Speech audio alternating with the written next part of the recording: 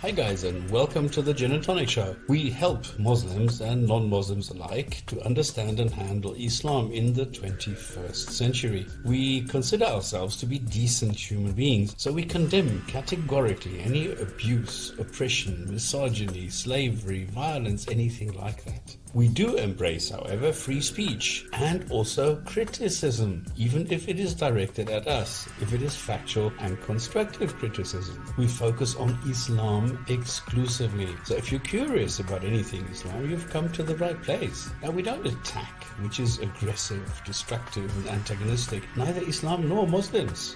We ask questions and show facts.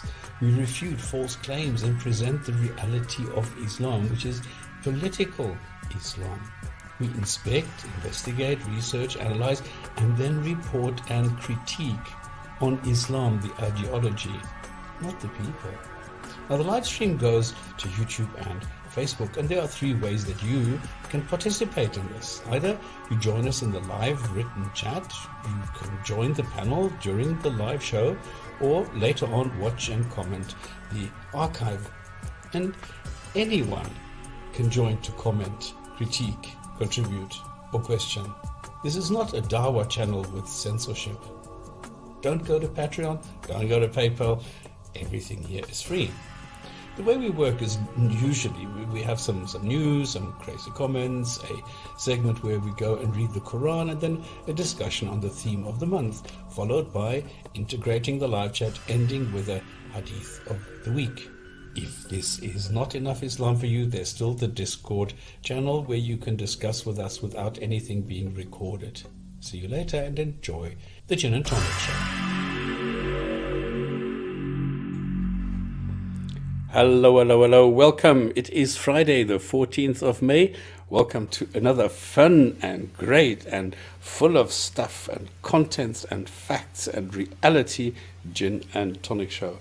Welcome to the panel members. Welcome to Nick. Welcome to Mustafa. And welcome to Mr. Speakers. Let's go the other way around. Mr. Nick, how are you doing today, Mr. Sir? Doing great. Always excited to be on here and see some mind-numbing comments and such. Hello, Mr. R. Hello, Assalamu alaikum wa rahmatullahi wa barakatuhu. And Eid al-Mubarak to you all, my brothers and sisters in the comments, as well as in the panel. And Assalamu alaikum. And I lost my train of thought there. Hello. But you were doing great. Hello, Rob. How are you doing? Good evening, everybody. Evening to the panel. Good evening to everybody. Yes, I've eaten and we're all good. And I wonder how many stops, maybe just a question, get us started. How many Muslims die from Ramadan, in the sense of where they wouldn't otherwise? I suppose the numbers are very hard to know, isn't it? It's clearly not a healthy practice. Yeah, there's no set, there's no study on it so far. Like there was a heat wave in Pakistan, I think a few years ago, maybe last year, and then there were deaths as a result of fasting. So those are the only ones that I recall that are reported. But other than that, there hasn't been any situation, at least not recorded, that is. Yeah. I wonder how many people actually die who are in countries where the duration of the day is, let's say, 22 hours. Or in some cases, do you think that there are really Muslims who will go and say, well, I'm not allowed to eat, I'm not allowed to drink, I'm not allowed to do anything, and who will simply die because the sun simply does not set for 3 months? I don't know if people are that crazy. I have no idea. I think what happens in those situations is that they'll just set the time to like 8 p.m. instead, like they'll make an adjustment, because they did a documentary, a minor documentary on those who are living in Norway, up in the Slavic nation. Exactly, yeah. So, and also in Yukon, like very up north, and then they had 22 hours, and they instead had to reduce their time to like 7 p.m. or 8 p.m. just because it was not feasible to do so. Yeah, but I wonder if there are really zealots who really are so entrenched, who will simply not adjust, who will say, well, it's the will of Allah and I'm going to follow this. I wonder if there are people who are so deluded and so much a part of it that they will simply go and die. I have no idea. I wonder. Yeah, we have to look into that. Yeah. Okay, welcome also to the chat. Hello, people. Watch Talk Islam Science. Okay, I don't know why. If you want to look, I mean, this is the Gin and Tonic show, right? If you want to contribute, if you want to make a point, you're more than welcome to join. This is not a Dawah channel. There's no censorship here. You're not being to, you know, you're not going to be excluded just because you want to say something that is controversial. I mean, we are grown-ups. We're adults. We're not children who need this artificial protection of censorship. So if you want to make a point, then you don't need to come and say, well, watch this and this and this. You don't need to hide behind videos. You don't need to hide behind other people. If you are man or woman enough to have a point, that you could formulate an argument, you're more than welcome to come here and bring it up. There's no problem in that. All right. Welcome to the chat. Welcome to the people who are watching. Thank you very much that you are spending time with us. Thank you for your time, your valuable time, that you see there is some benefit in chatting to us and with us and watching things that what we do in Islam. Now, what I want to do is I want to start off with something that, because we always say censorship and blah, blah, and people are always saying, what the hell are you actually talking about? Muslims don't do that because they are educated, they know Islam, and they are being told that they should be honest and not lying, and they should be able to handle themselves. Well, this is one example where The Truth About Me is a video that was published on Sapiens. Now, Sapiens has this huge marketing message that they address Islam through intellectual means, and they have all the superiority of the facts and everything. And yet, if you look at this, let me just show you a couple of things. There's 202 comments. On the left-hand side, you can see this just above my logo. There's 202 comments. Then you will see something pinned by Sapiens Institute, The Truth About Me, with some information about Andreas Tsotzes, and then my comment, where I say, Hamza, you failed at almost everything you've touched in connection with atheists. Preaching to the choir is your only ability. So this is a highly critical comment where I am stating facts about what Hamza Tsotzes is doing. Now, I come back a week later, and I see that the 202 comments have come down to 200 comments. Even though, if you go here, you see OT and this whatever, there's 3 new comments, and the number is down to 200. So in other words, they've somehow scrapped 5 comments, mine being one of them, because you can see underneath me the 2 comments, mine should be somewhere above these 2 at the bottom. It's not. So I have been censored. My comment has been deleted, even though there was nothing. I was not being insulting. I was not being abusive. I was not, defamatory. I was just stating facts. But this is how people work. Unfortunately, this is the level of censorship that we experience when we are talking to Muslims. And this is exactly what we are talking about when we are discussing Islam. So that's what we're up against. This is the level of dishonesty that we need to go and just make do with it. We just have to accept it. Here, things are different. Here, you don't need to hide. If you want to say something, go ahead and do it. Yeah, and this was even addressed in, I think, either it was Genetically Modified or Cosmic Skeptic, one of those two, Cosmic Skeptic, I believe. And he went on Vidu's channel and he addressed the fact that Muhammad Hijab's channel has deleted comments that were that displayed the debate that the two had, and Hijab's channel has been deleting comments so far. So this is actually a practice. Yeah. Well, how to participate. You just tell us what you want to talk about, then we'll just bring you in. I mean, we can always shorten the different segments that we have because, like I said in the intro, we have different segments. We have different things that we talk about. But if you have something interesting, then we will go. We're very flexible, and we're very keen to have Muslims on here who are able to discuss their beliefs or their whatever. So it's perfect if you want to come and participate. Yes, you can do so. What I can do is I can easily post the message. Where are you? You're on Facebook. Then on sorry on YouTube. Then I will just go and put this on YouTube. Yeah, I think this might be the gentleman that's spoken to Pine Creek. It might be. I'm not sure.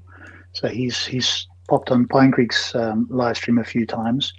Luckily for him, Pine Creek doesn't know that much about Islam, but some of us do know a little bit more. So just be aware that we will talk about the Quran rather than, well, we can talk about other arguments, but the Quran is ultimately what we tend to focus most on.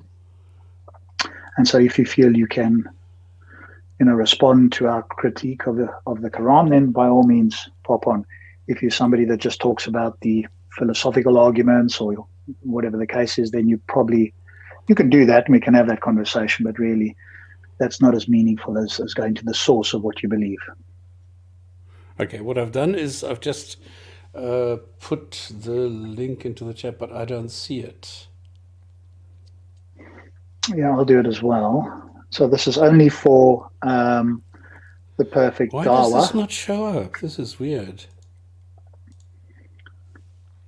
There we go. I've posted it there. I'm not sure why yours was not. So the Perfect Dawah, if you pick up that StreamYard link there, you can jump in and join us.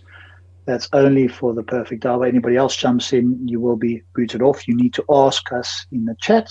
Tell us that you're a Muslim. We aren't taking non-Muslims at this stage. And then we'll let you in one at a time. Well, maybe two. We don't want to have one person.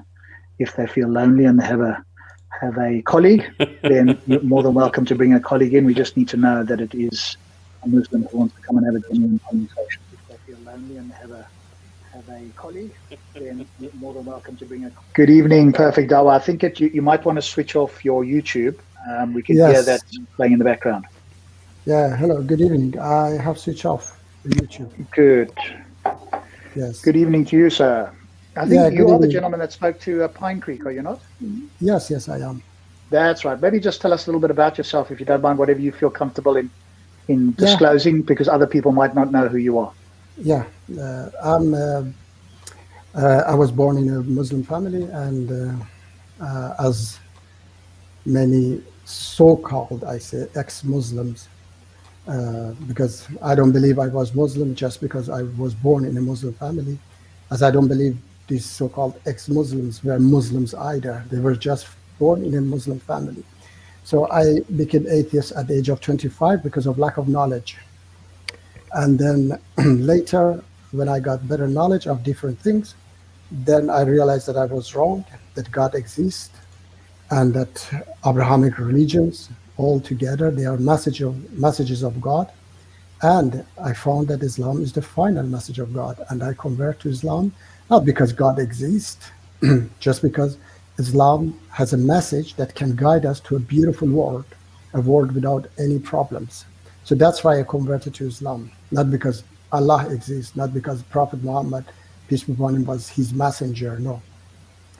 So this is a little bit about myself. And unfortunately, I see many people misunderstand the concept of religion.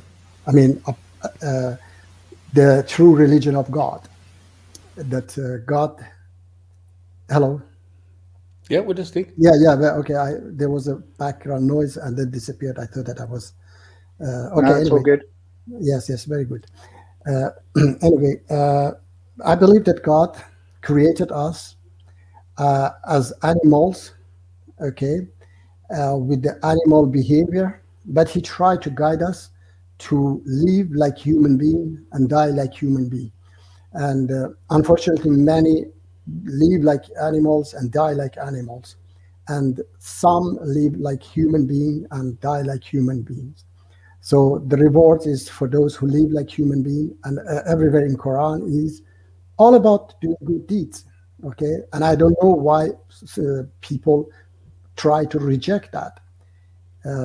People like you, that why doing good deeds, helping other people, is so bad that you reject it. And if I, for example, accept yours, may I ask you, are you atheist or you believe in any religion? No, we're mixed.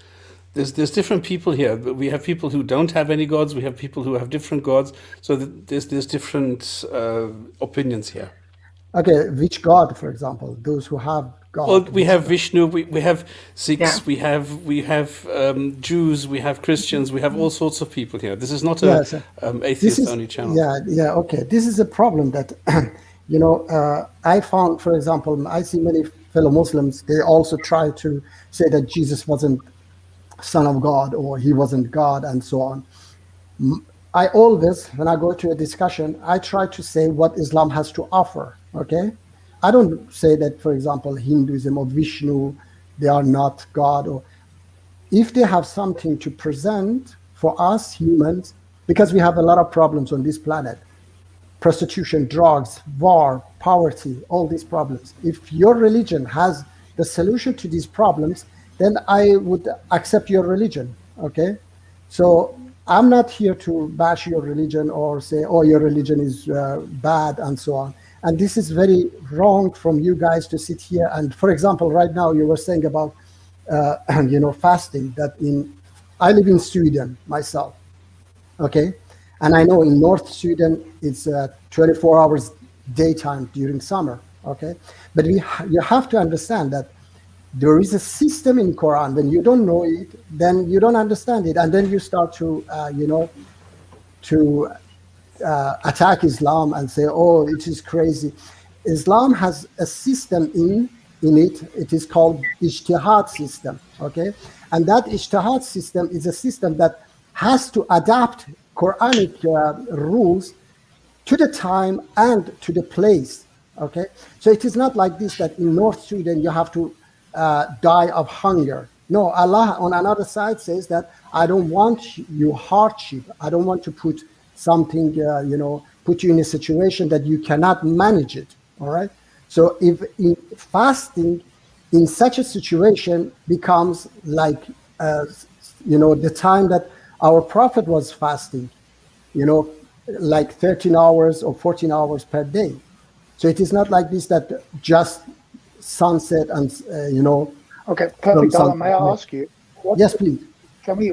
How can we address you? Is there a name you want to share, or should we say maybe your screen name, or what's the easiest way to watch? Yeah, you can call me Muji. Muji. That's okay. my Perfect Dawah is my channel. I mean, there's lots we can talk to you about. Yes. I think on here, as far as I know, my colleagues here are atheists.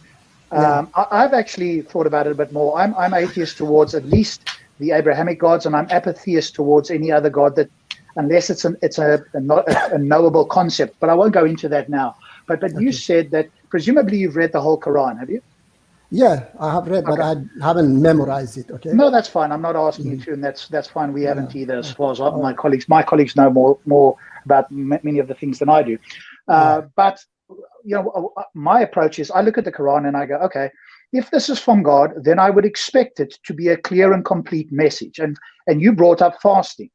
And here's what I would expect. You and I look at this very differently, I think. I read the book and I go, okay, when it comes to fasting, why is it good to fast? What is the evidence for this? And how might this be done around the world? Presumably Allah knows that Islam will spread. He knows that different countries like yours will have, summer, will have the sun the whole year round. So can he not put this into the Quran and give clear instructions? Because at the moment, that's not the case. And now human beings have to make up something to overcome this deficiency. Because if it were the case that you lived there and you were not allowed, in other words, if you had to follow the Quran accurately without some other human input, you would not be able to eat or drink at all for 30 days and you would die. So in order to avoid that, some humans have made up some concept, because Allah didn't seem to, or was unable to do so in the Quran. Okay. And that's not what I would expect from No, an no. all-powerful God who wants to send me a message about one of the most important 5 pillars of Islam. How do I do that in a country that has 24 hours sunlight? Okay, from another, this, first of all, it is Shia and Sunni have different pillars of Islam, okay? For example, in Shiism, this is not a pillar of Islam. But that's not relevant, because Okay, anyway, Shia. I mean, there is no pillar of Islam, okay, in Quran. So this is different schools of Islam have different pillar of Islam. So anyway, and I told you that there is a system, verses of Quran as well has to be adjusted to the time as well, not only to the place but to the time. That's why Islam has this system of ijtihad, I said. So the clerics, the mujtahideen, we call it, they have to adapt it or change it. For example, like verses of slaveries, okay? It wasn't possible to abolish slavery 1400 years ago. Now, these scholars, they have to say that these verses are abolished now, okay? Because this was just for 1400 years ago, these verses, and now we are not going to follow these kind of verses. So this is the system. Muji, you're talking quite a lot. You got a very clear question. Yes. The question was why. We understand why? the background, but the question is why. Why what? I'll restate Why the do you question get again, this? Muji. Yeah, why is it? Yes, why so, Quran? Muji, Because, if I may, yeah, okay. just let me. Yes. Do you remember my question?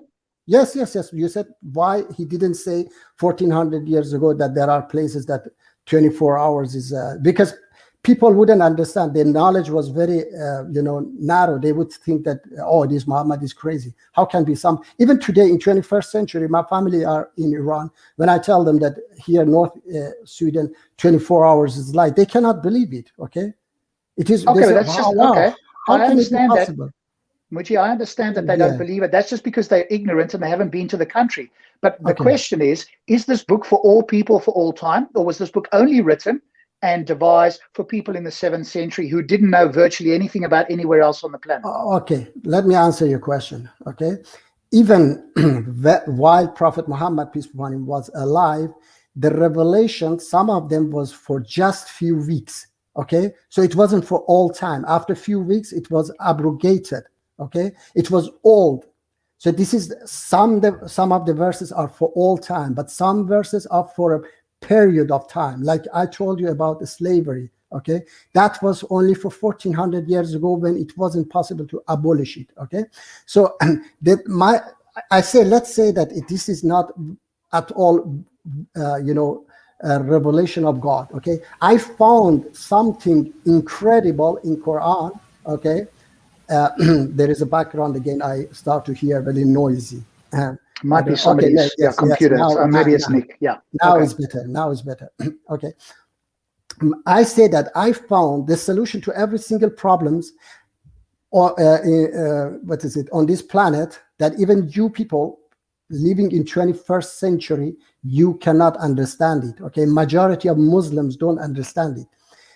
Muji, you're talking again. You're not answering the question. I told you, but you don't want to listen. You're talking and talking. You're going off on a tangent. You're talking about slavery. You're talking about all sorts of those things. No, can you just answer the question first? But if you don't want to understand it, so how can I told you that verses of Quran, okay, some of the verses of Quran were just for a few weeks. So you cannot say it is for all time, forever. Okay. No, let me ask you. Let me tell you, that's ISIS. That's backward Muslims who say that. Okay, I'm accepting that's your view. Let me ask you this: when it talks about in the Quran that you can when you can fast and so forth, were those instructions for all time, or were those only for the 7th century? No. The fasting is for all time, okay? But the timing, okay? The timing, which there was no any, watches or clocks at that time. So it was measured by sunset and sunrise, okay? Yes. Sunrise and sunset. So, but today That's why I said we have mujtahideen, the ijtihad system in Islam, to change it for places that it's not possible, like North Sweden and North Pole or South Pole. Okay, because That's in winter, the question. Why? It's very simple. Why? why what? Why do you need human beings to go and correct a God who doesn't seem to know that there are people who are living in regions where there will be day or night for 3 months? Okay, so you think that it is your understanding that you say God doesn't know. I say God knows. People of 1400 years ago This is the God didn't of the know it. universe. But Yeah, they did. Listen to me. this is the God of the universe. How come he doesn't know of the Arctic or the Antarctic regions? How does he But I not say, know that? do you understand me? I say God knows. People of 1400 years ago didn't know that. Not God. God knows everything. Did I say God doesn't know? You say, Rob asked you a question. He said, why is it that a God is unable to communicate clearly what this God actually wants, but has to wait for human beings to correct the mistakes? Listen to me. I said that he waited billions of years, okay, for something to happen. Okay, he could wait 1400 years for people of 21st century to change it, to understand it. Okay, so let's say that this is not verse at all revelation of God. Okay, let me ask you, if I leave Islam because I want to live in a world, okay, without prostitution, without drugs. I told you that I converted to Islam not because Allah is God, not because Prophet Muhammad was a prophet of God. You're talking again. Come on, please stay on topic. The question is so clear, and now you're waffling and waffling and waffling. Come on, please, if you cannot answer the question, just say I do not have an answer. All right, I told you the answer, but you don't understand it and you don't want to accept it because you just want to go against it. Okay, so what is you have not given us an answer. You are talking about all sorts of things. Yeah, what is the answer? Why is it that we do not find clear instructions in the Quran? Because 1400 years ago wasn't possible. That's all. People I understand that. Yeah, people wouldn't understand it. You know, but I can play for you a video from 1948, and you see people 1948 in desert, how they were living. You know, you cannot think that these people would understand the minimum. Okay, so now think about 1400 years ago, how they were. My God, they didn't even know how to read and write. Okay, I understand that, right? So your view is the reason why God did not explain it in the Quran at that time is because the people would have no concept of what it means for a country to be have continuous daylight for 3 months. Is that the position you take? It's not exactly 3 months, but anyway, it's 2.5 months, whatever it is. There's a period of time where countries in the north or the south of this planet are in daylight for 24 hours continuous. In other words, the sun never sets for a period of time. And your view is the reason it wasn't in the Quran is because the people in the 7th century wouldn't understand it. But then I asked you specifically, was this criteria, was this fasting and the times when you're supposed to fast for all people for all time? And you said yes. Now, if that's the case, I can correct the Quran and make it better immediately. All I have to do is say, and people of the book, people in the 7th century, there will be places on earth that you will spread to in many years' time where the sun will never set. And I, Allah, say to you, at a specific time of day, you may start to eat, even though the sun doesn't set. I've allowed you to do so because the sun will not set. You don't know this yet, but it will come to pass and you will know that I am God. Okay. Do you think that if that was added to the Quran, it would have been better?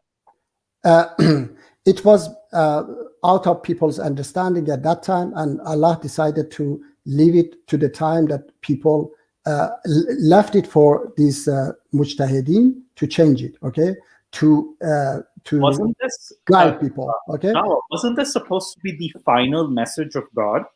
It is the final message of God, not because of this fasting. I said that you don't allow me to explain for you what is the final message of God. Okay, the final message of God is to get rid of all these problems you are facing on this planet. Okay, and I want to ask you.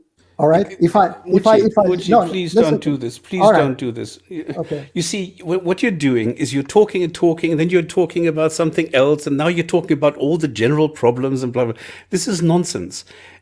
come on. If I'm a god and you're telling me that there are problems on this planet, then this god is to blame because the god created the problems. Without this God, there would be no problems because this God created the people who are creating the problems.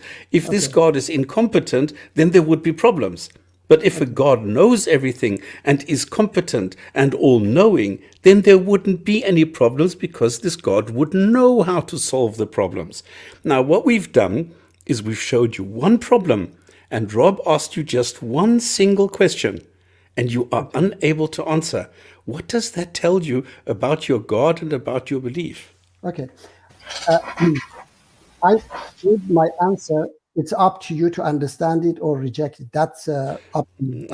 That's not the point. All right. Would you now, stop? okay. Now let me see. Now let me Let see. him speak. Let him speak. Let me see. Your name is Stop S. I think. Yeah. I don't know. How can I call it? Stops. Call you? Stops. Yeah. Stops. Okay. Mr. Stops. Okay.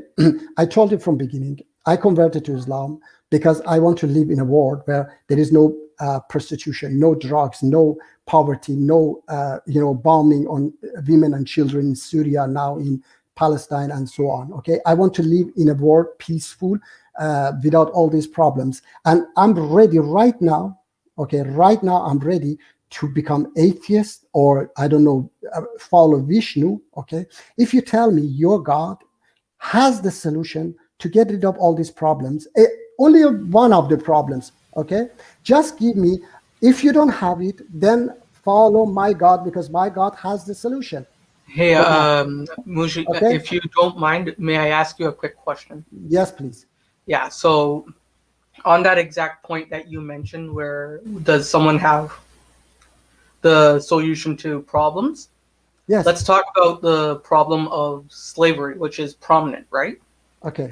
The Buddha, 600 years before whatever Abrahamic text was written, or whenever the exact number, I don't know, has said no to slavery. He said it specifically in his text, do not own a slave. It is a sin. Be modest. All right. But in the Abrahamic faiths, in all of them, slavery is not completely stopped 600 years later. All right. And to this day, UNICEF did a study where 12 million child brides are being married off, which is a form of slavery according to their definition. Mm-hmm. Why is there other religions that are solving problems like you mentioned, like prostitution and slavery and such, but the Abrahamic faiths have not stopped it? I mean, I don't talk about for Christianity and Judaism, but I talk for Islam. Okay. Specifically about that. Okay. I'm talking about, yes, I'm talking about Islam. Islam tried to stop it, but it was not possible at that time, because it's like today we know that fossil fuel is destroying our planet, but we cannot stop it. Okay. So what we do, we limit it, the fossil fuel, we put tax on it, and we try to, produce cars, electric cars, and so on. Okay, so it was exactly how Islam tried to do it 1400 years ago, because without the slaves, people would, economy would collapse. That's why it wasn't possible. It said that no, you cannot go and take, like Europeans were going and taking slaves, said no, just during war, and then he was trying to release them in different point. But let me talk about it. I'm talking about no. Muji, you made your point, and you made a beautiful point. Yes. This is excellent, because what you are saying is, if nobody had introduced fossil fuel, we wouldn't have the problem of fossil fuel, right? Wait a minute, you mean that God shouldn't produce fossil fuel? I asked you, if we wouldn't have fossil fuels, we wouldn't have the problem with fossil fuels, right? But we wouldn't be able to develop. We would not have the problem today of fossil fuels if there were no fossil fuels. No, but we wouldn't be able to develop, I say. Would we? That's not the point. The point No, that the I'm point trying is to that- make no, is no, if no, there that's- are no fossil fuels, we would not have the problem of fossil fuels. And No. that is exactly the point that Nick was No. trying to make, Can I is tell if you there now? is no God, there is no slavery, and we don't have a problem with slavery. So we don't. no, Why we don't- are human beings being created as slaves? Why are human beings created who take slaves by this God? Okay, let me see. You say that if there was no God, there wouldn't be slavery. Is that what you say? Of course, because the God created slaves and he created the desire in human And- beings to No, keep let me slaves. see. How? And also another no, quick let me see. point to No, that. let me. I didn't understand. Yeah. God created slaves. Which slaves God created? Muji, Okay, let who me, created the people who were slaves? He Let me- created you. This Yeah. is listen. This is a very for me is a very strange question. Okay, that Okay, God. let me you mean modify that the you want question. you want to say that God shouldn't create us. That's all. Yeah. But Let me modify the I question. asked you, did God create slaves? God didn't create slaves. He created Okay, humanity. humans who became slaves. No, it wasn't his fault. He didn't want them to become slaves. No. Did this God know in advance that these humans would be slaves? But it wouldn't stop him from creating humanity. Did this God, come on, I'm asking you straight questions.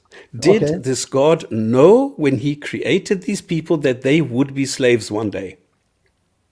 I mean, it is not his fault that he created humanity. Did this Okay. God have the knowledge at the time of creation that these people he was creating would be slaves at some stage? That one I don't know. You have to ask God if he knew that. Okay. No, Stops. that's Stops not, and Mushi. no, I would like that's not in my knowledge that he knew that they will become a slave or not. Okay. Then And Mushi. this is What Oops. happened there? What happened there? Why Okay, I did think, he guys, leave? we've got to be very careful. We're going all over the show. Yeah. didn't We finish need the to one, concentrate. We then should went on to concentrate. Slavery. Slavery is a whole topic that you could speak an entire day for. I don't think going into slavery now is useful. But he came on to talk about, I wanted to ask him about whether he thinks Islam is true, because what I understood from him was, if you fell off there, Muj, then just join again. You've got the link there, join back in again. But he came on, and first he challenged us on, on the thing about Ramadan, and we didn't sort of get any further there. There's a contradiction there that I want to tease out for him to recognize, or maybe he won't, I don't know. But the other thing, he came on to say that he joined Islam because by his lights, it solves all the evils in the world. Right? He did not come on and say, I joined Islam because it was true.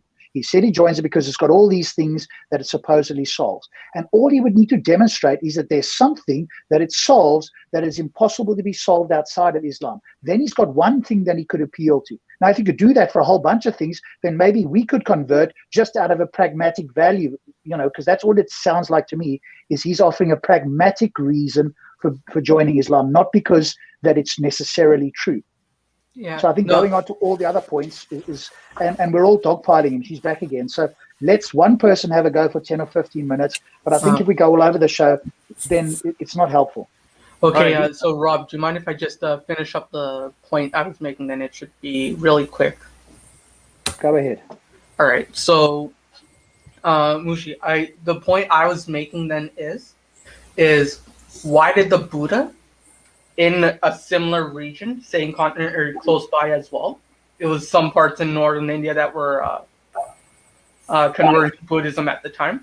Why was he at 600 years before the Prophet able to condemn slavery outright and say it is not proper, do not follow it, and if you do follow slavery, you are no longer a part of this religion? Why was he able to say that 600 years before?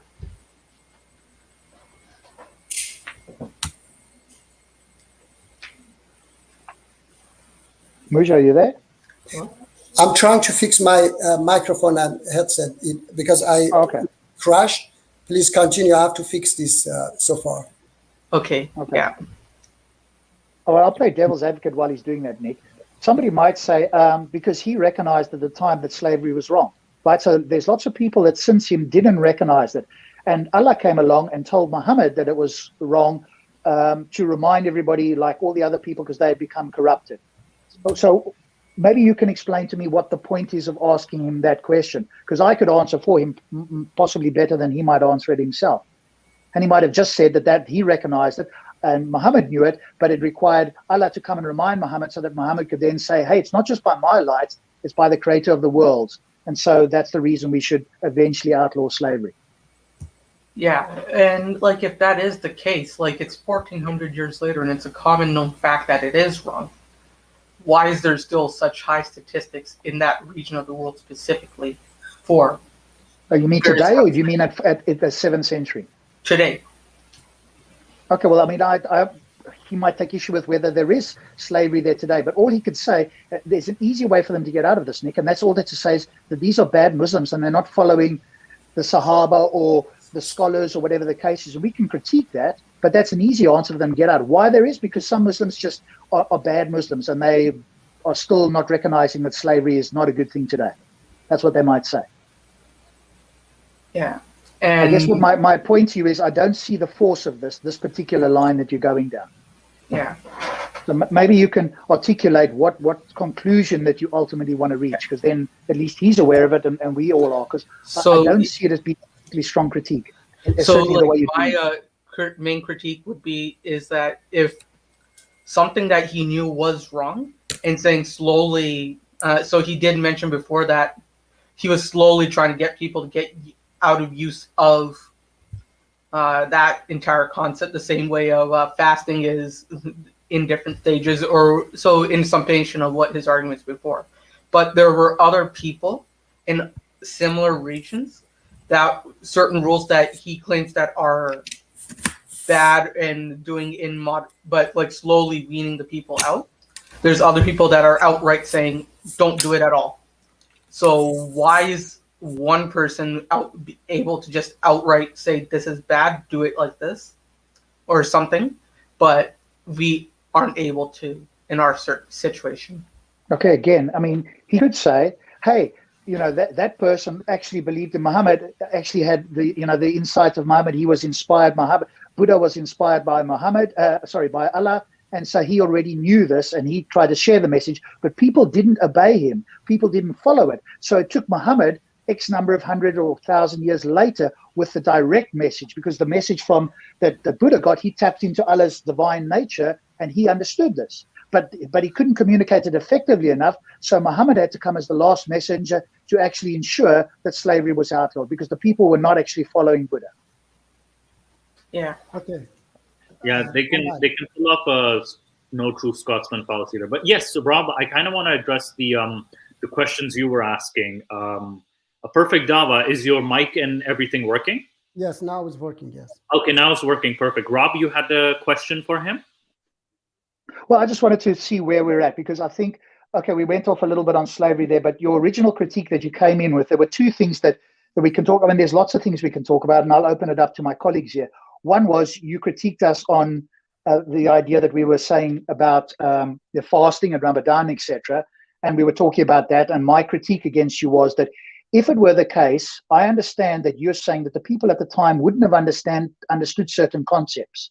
But I also said to you that if it were the case that Allah said, hey, you will not understand this, but my message will go out across the world, even after your death, to people in lands that you have never seen or don't even know about, and I send the message out to them. And part of that message is that fasting, which is a very important part of Islam, if you are in a country that I, as Allah, know, that is in certain parts of the world that you as Muslims do not yet know, if the sun never sets, I say to you that here is the criteria by which you can now choose, you can eat and you can stop your fast. Because I, Allah, Lord of the worlds, know all of this. You, as the Muslims, don't need to worry about this because it doesn't affect you, but it will affect people that will fall under my, ideas thousands of years later. Why is that not in the Quran? Because now your critique that it only applies to the 7th century is null and void. You cannot use that argument against what I've just said to you.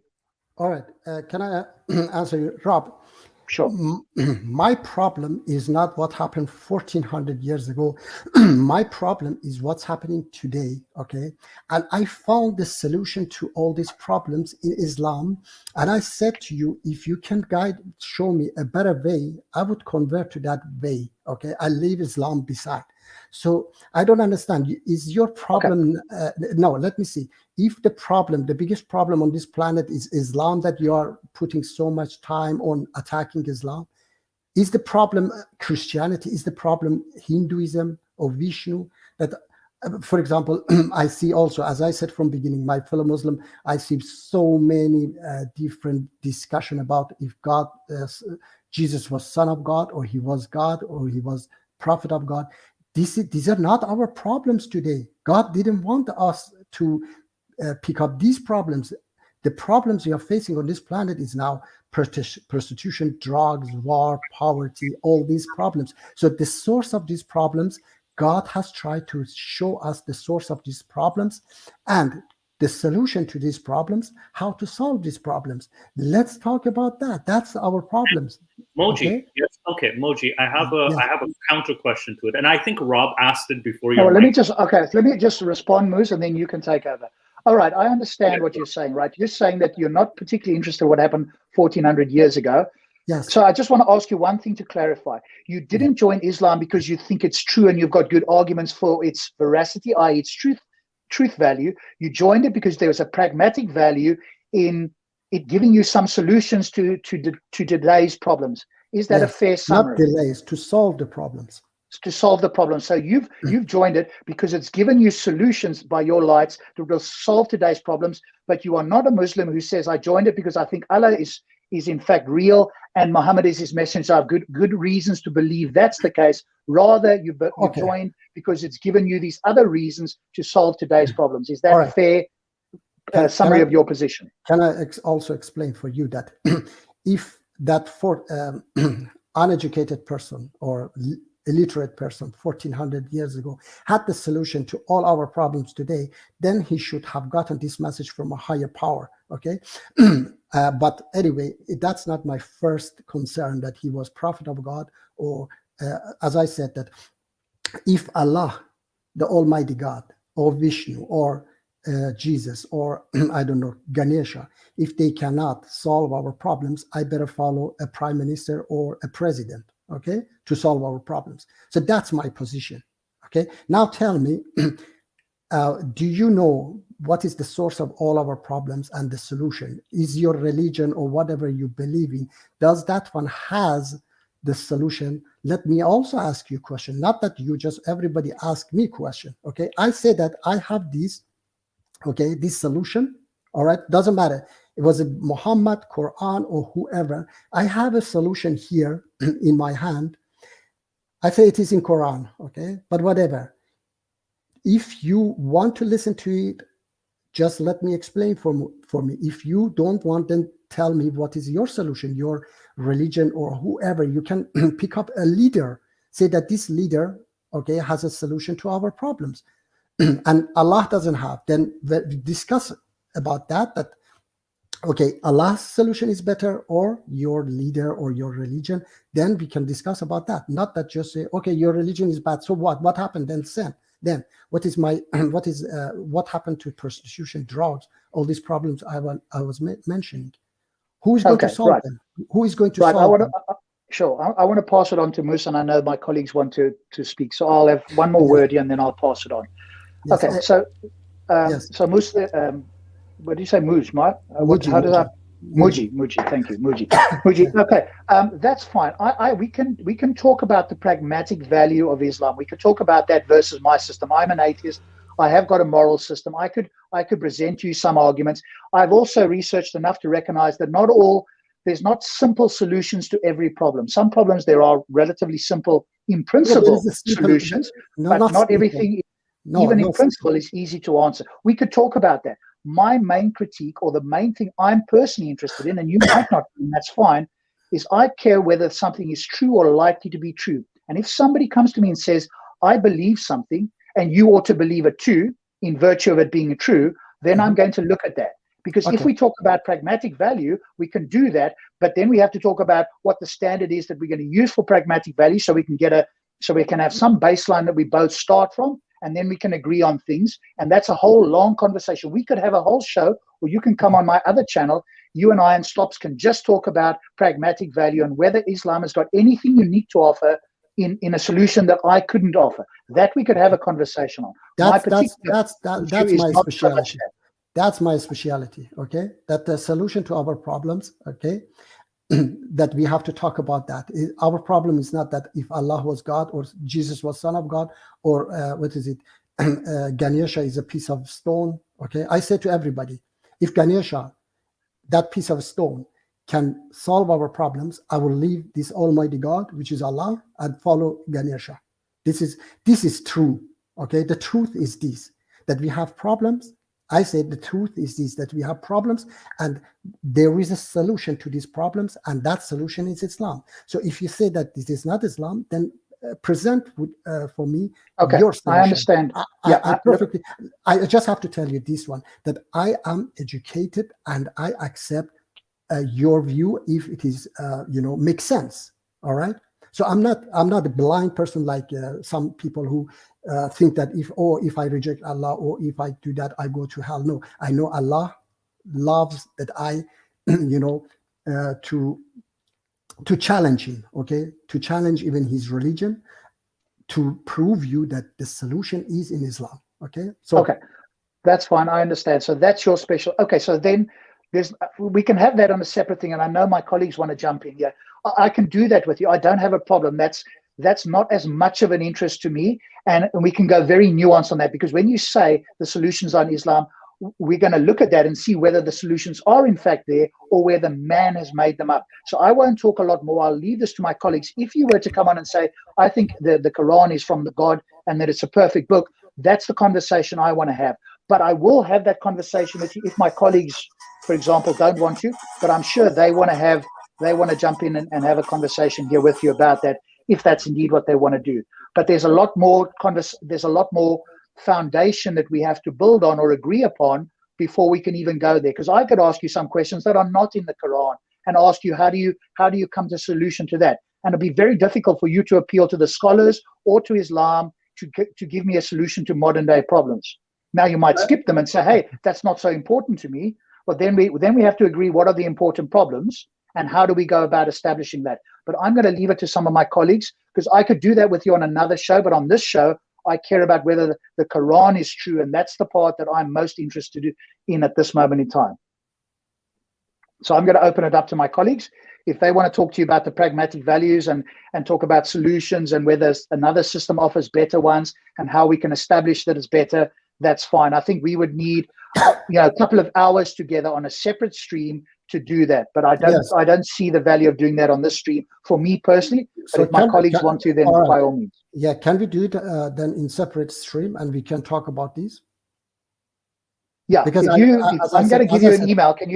You can see the private chat, right? I'm going to ask you to email me here and we can agree. Stops and I will come on and we can agree to have a conversation with you on my other channel. That's my email address. Can you see it in the private chat? I will see it. I will copy email me and then I can respond to you. And I have the email address because you've got it. Okay. I emailed Perfect Dawah. I emailed Muti and told him about this. I think this is why you are here. Yes, exactly. So, okay. But let me just say, as a closer here, I think we should keep this to another chat, because we're going off on a different sort of topic. But the thing is, I just want to summarize that when Rob asked you the question, or when you came in about the fasting, we asked you, is it not a better solution to go and tell people what is going to happen in 2,000 and 3,000 years, as opposed to making only a message understandable for those people 1,400 years ago? Because you keep on telling us that the people in the 7th century didn't know about this. Then you say, but the Quran is for all times. So there's a discrepancy here. There's a contradiction here that you are opening up. So what we've done is we've shown you the contradiction. Stops. We've shown you that you cannot have something for the Stops. 7th century valid only in the Stops. 7th century and then say it's also valid today. Do you understand that? Yeah, it stops. I don't say stop. I say your name. Your name is stops. Okay, stops. I told you. Okay, from beginning. I don't say that it is. I'm not like those extremists who say that it is for all time. I told you from beginning that there were verses for few weeks. Okay, during Which ones? Yeah, but how do you know which ones? Abrogated. Abrogated which ones? How do you know which ones? It is, some of them are in Quran, some of them are not in Quran anymore. Okay, but we know that there were abrogated verses of Quran. So anyway, as I said that. I always want to say to my fellow Muslim as well, okay, that those who go and criticize Christianity, excuse me, we are human beings, okay, we are educated people. Let's talk about our common beliefs. I mean, you don't listen Muji, to me. you're talking about something completely different. Stop. Why can't you stick to Stop. one topic? No, We're talking about the Quran. Because you only don't the understand. Quran. No, because you don't understand and you want access. No, I don't understand. I want to Okay. speak only about the Quran. I'm not interested in the Bible or Christianity. I'm not interested in talking to you. Say that what is it? Ganesha is a piece of stone. I'm not talking about that. I want you to tell me. Do you care about where do you come from? Stops. Can I ask you a question? I think you're from India, yeah? No, I'm South African. You're South African, but you sound like Indians. You are not originally from India, no? No. Now that would be me. Sorry? That would be No. Listen, okay. we're So talking about the Quran, okay? Yeah, Please, I want to tell Muji, you. I want to tell you. I can surprise you, actually. I can say Iranians did. Yes. No, I'm just going to ask you now. Vale. Listen to me. No, yes. I'm going to ask you this, okay? So I'm going to ask you this, that in Iran, in India, do you care about Syrian people are being bombed? You care first. That's not the topic. Muji, come on. We are talking about the Quran. No, I say the Quran came to solve these problems. Are you interested in these problems? Or no, I am not interested in these problems. We're gonna talk about this. Yes, we're gonna talk about this in a different stream, in a different topic, in a different environment. Here on the Muji, on the Gin and Tonic show, we're talking about the Quran. We're asking a question about fasting. You said that there are sentences which are only valid in the 7th. Some sentences are valid today, but we don't know which one is what. So what is it that you are trying to tell us about the sentences of the 7th century and the sentences valid today? Is the Quran valid today, yes or no? Quran is valid today, yes, exactly. Okay, but you said that there are sentences which are only valid for 3 weeks. No, I mean, I don't know you understand or not. I said there were verses that were valid even few hours sometimes, okay? Okay, that's what you said. 1400 years ago, not today, okay? Okay, do you understand that this is a contradiction? What contradiction? What do you mean? That you are saying that there are sentences which are valid only for some hours and that the Quran is valid today. That's a contradiction. No, I said that, have you heard about abrogated and abrogator verses of Quran? Yes, I have heard about that. And some... Do you know what is that? Some totally reject this because nobody knows what was abrogated by whom, where, and when. So this is not the point. I am asking you whether you realize that there is a contradiction in saying that some sentences were valid for a few hours only at a certain time, and then saying the Quran is valid for all time. No, stop. I told you that. Who told you that they don't know which verses are abrogated? I am asking you a very, very simple question. Do you understand that there's a contradiction? I ask you. You say that people don't know what is abrogated verses. Do you understand that there's a contradiction? Do you understand what is abrogated verses? Yes, I understand that, but I'm asking you a question. Do you understand that there is a contradiction in what you said? So what is abrogated verses of Quran? Can't you answer my question? No, are you unable to answer it? No, because you don't answer my question. First. I asked you a question and you asked me a different question again. I told you that there were abrogated verses that they were for few weeks. So Quran, not all verses are for all time, okay? And I told you there are, we have this, ijtihad system in Islam that they can change certain verses by the time. Okay. Otherwise, no. Let me see. Do you know about ijtihad system in Quran? You said that the Quran is valid for all times. Did you not? Stops. Okay. Stops. I ask you, do you know what is No, let's do one at a time. System? No, do you We know are what doing, Muji, I'm not playing your game. We are taking one step at a time. I'm not going to allow you to tap dance around here, to go all over the show. There is one step at a time. You said the Quran is valid for all times. Did you not? I mean, I didn't mean all verses are valid for all time. I said certain verses are valid for all time. I said that you can go and check it. Okay, certain verses of Quran now we're getting are valid somewhere. yes. Okay, certain so some verses sentences are valid for all times and some are not. No, which sentences are valid for all times and which sentences are not? Do you want me to say it one by one?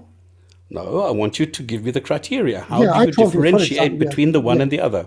For example, the slavery verses of Quran, they were for 1400 years ago. They are not valid today. Which ones? Even The the ones that slavery. say we need to free the slaves, they're also not valid. Because we don't have, you can understand, Stops, yourself, that I don't have a slave today to free it. So it's not valid today. Do you understand that? No, I don't understand that. No, you don't understand. What is the criteria that I can apply to be able to differentiate between the sentences that are valid today and the ones that were valid for a couple of hours, which are no longer valid today? Okay. I told you that's why if you are, what is it, mujtahid, okay, if you have studied Quran, if you are good in Quran, if you are not, then you have to ask those who are, who know Quran very well to tell you. Are you a mujtahid? I'm not mujtahid, but I'm better than many mujtahid, yes, definitely. Okay, so you do not know which sentences are valid today and which ones are not? I tell you that I cannot tell you one by one, but there are verses like slavery that are not valid today anymore. Okay. How have you established that? How have established? Because it is against the principle of Quran, Islam. How have you established that? Establish what? That it is against the value of the Quran. Because I have read Quran, I know Quran is just. All okay, Quran so says what is the criteria? So what can I use to establish which sentences are valid today in the Quran? Which ones can I ignore? Which one? I mean, as I said, that those verses they were for 1400 years ago, and that you cannot do it yourself because you don't know anything about Quran.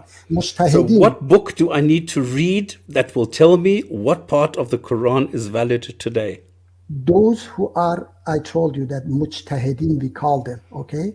And do they all agree with each other? No, they are not agree with each other, definitely not. Why not? Because some of them are businessmen, okay? Some of them, yes, it is in all religions. No, stops. It is in all religions, okay? It is in Christianity, in Judaism. I don't care. Religions. I don't need gods. Yes. This is exactly why I don't need goddesses. Okay, it's silly. Yeah.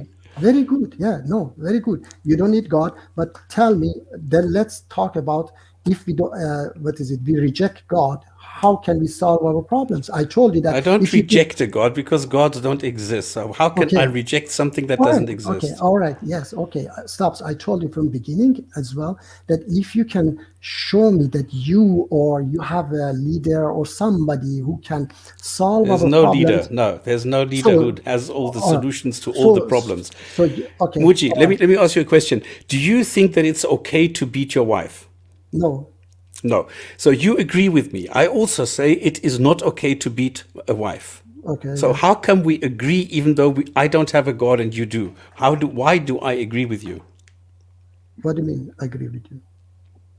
I agree with you that it's wrong to beat your wife. You say it's wrong to beat your wife. I say it is wrong to beat my wife. Why do we agree even though we have different value sets? All right. Can I now explain for you?